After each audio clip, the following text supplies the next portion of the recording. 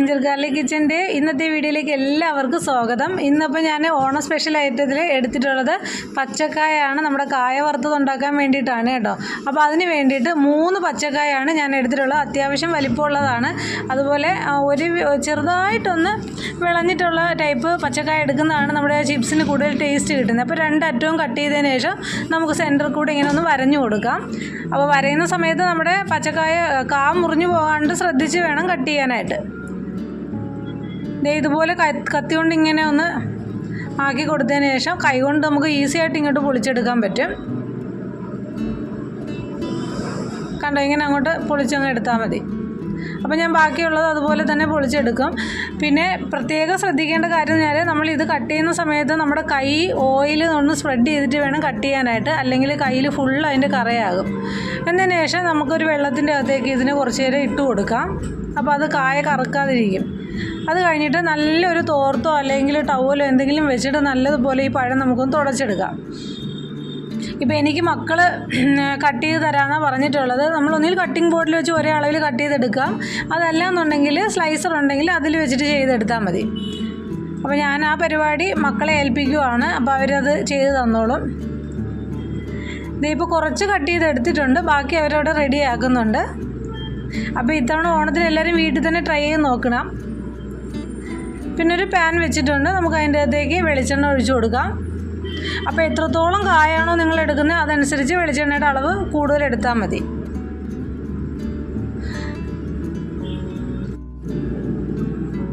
ഇനി വെളിച്ചെണ്ണ നല്ലതുപോലെ ഒന്ന് തിളച്ച് വരണം. തിളച്ച് വരുമ്പോഴത്തേക്ക് വേണം നമ്മൾ കട്ട് ചെയ്തിട്ടുള്ള കായ ഇട്ട് കൊടുക്കാനായിട്ട്. അപ്പോൾ ഒന്ന് ചൂടായി വരട്ടെ.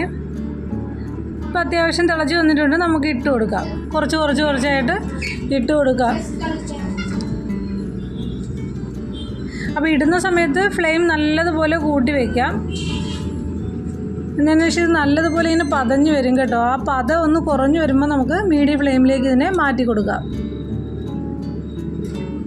ഒരു അത്യാവശ്യം വലിപ്പമുള്ളൊരു പാത്രമൊക്കെയാണ് നിങ്ങൾ എടുത്തിട്ടുള്ളതെങ്കിൽ നമുക്ക് ആ ഫുള്ളായിട്ട് കട്ട് ചെയ്ത് വെച്ചിരിക്കുന്നത് അത് മുഴുവൻ ഒന്നിച്ച് തന്നെ കൂടെ വറുത്ത് കോരി എടുക്കാം. ഞാനിപ്പോൾ ഈ ചെറിയൊരു ഇതെടുത്തിരിക്കുന്ന കാരണം കുറച്ചായിട്ട് നമുക്ക് ഇട്ട് കൊടുത്ത് ഫ്രൈ ചെയ്തെടുക്കാം.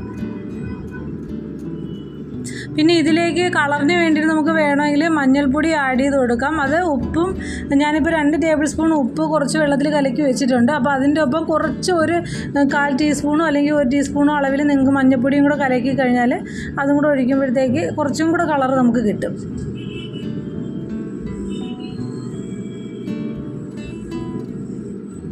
പിന്നെ മഞ്ഞൾപ്പൊടി ഇട്ട് കൊടുത്തില്ലെങ്കിൽ പോലും കളർ ഉണ്ടാവും കേട്ടോ. യെല്ലോ കളർ ഇതിന് കിട്ടും.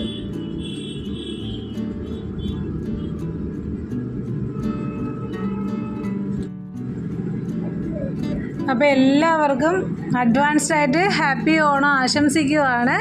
അപ്പോൾ എല്ലാവർക്കും നല്ലൊരു ഓണം ആകട്ടെ. തീർച്ചയായിട്ടും നിങ്ങളെല്ലാവരും നിങ്ങളുടെ വീട്ടിൽ ശർക്കര വരട്ടിയും ഇതുപോലെ ചിപ്സും എല്ലാം സ്വന്തമായിട്ട് തന്നെ ഉണ്ടാക്കിയിട്ട് നമ്മുടെ വീട്ടുകാർക്ക് കൊടുത്ത് അവരെല്ലാവരും ഹാപ്പി ആക്കാം. അപ്പോൾ എല്ലാവർക്കും നല്ലൊരു ഓണം തന്നെ ആയിരിക്കട്ടെ എന്നും കൂടെ പ്രാർത്ഥിക്കുവാണ് കേട്ടോ. അപ്പോൾ നമ്മൾ ഇടയ്ക്കൊന്നിങ്ങനെ ഇളക്കി കൊടുക്കണം.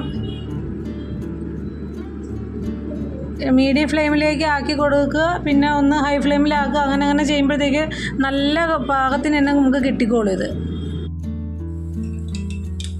ഉപ്പ് വെള്ളം ഒഴിച്ചു കൊടുക്കുക. ഇച്ചിരി മാറി നിന്ന് ഒഴിച്ചു കൊടുക്കേ.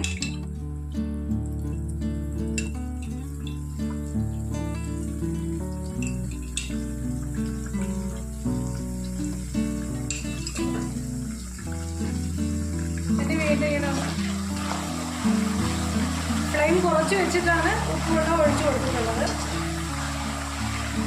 അതെയാണ് നല്ല കിലുകിലാന്നുള്ളൊരു ഇതിൽ വന്നിട്ടുണ്ട്. നല്ല പരുവത്തിലായിട്ടുണ്ട്.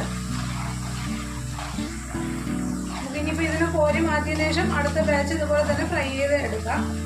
അപ്പോൾ സിമ്പിളാണ്. അപ്പോൾ എല്ലാവരും തീർച്ചയായിട്ടും ഒന്ന് ട്രൈ ചെയ്ത് നോക്കുക. ട്രൈ ചെയ്ത് നോക്കിയിട്ട് ഇഷ്ടമായാൽ വീഡിയോ ഒന്ന് ലൈക്ക് ചെയ്തേക്കുക, ഷെയർ ചെയ്യുക, സബ്സ്ക്രൈബ് ചെയ്യുക, ഓളെന്ന് പറഞ്ഞ ബട്ടണും കൂടെ പ്രസ് ചെയ്തേക്കുക, കമൻറ്റും കൂടെ ഇട്ടേക്കുക. അപ്പോൾ ഞാൻ ബാക്കിയും കൂടി ഇതുപോലെ ഫ്രൈ ആക്കി എടുക്കട്ടെ. അപ്പോൾ നമ്മുടെ അടിപൊളി ചിപ്സ് ഇവിടെ റെഡി ആയിട്ടുണ്ട് കണ്ടോ. നല്ല ക്രിസ്പി ആയിട്ട് തന്നെ കിട്ടിയിട്ടുണ്ട് കണ്ടോ.